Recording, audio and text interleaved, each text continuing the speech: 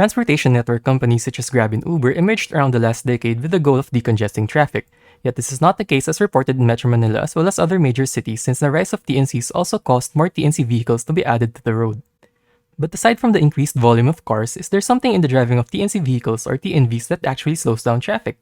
Also, for the sake of TNV drivers, how can some changes in their behavior affect their earnings in the form of the number of trips they make?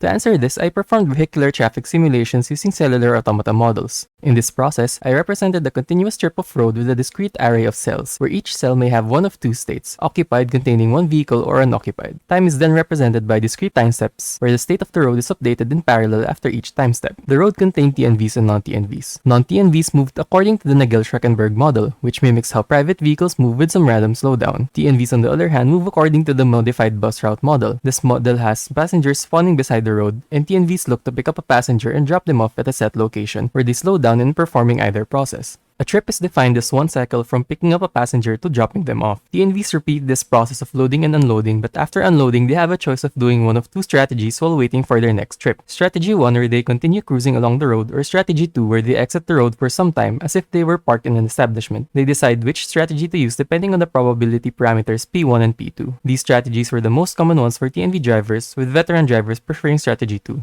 My simulations showed that surprisingly, Strategy did not affect the average number of trips. Strategy 1 dominant and Strategy 2 dominant systems show the same patterns in average number of trips. This was the case for both 1-lane and 2-lane systems. With regard to traffic flow, the effect of strategies on throughput are also similar in lower to middle density regions, where the maximum throughput decreased, corresponding to heavier traffic flow.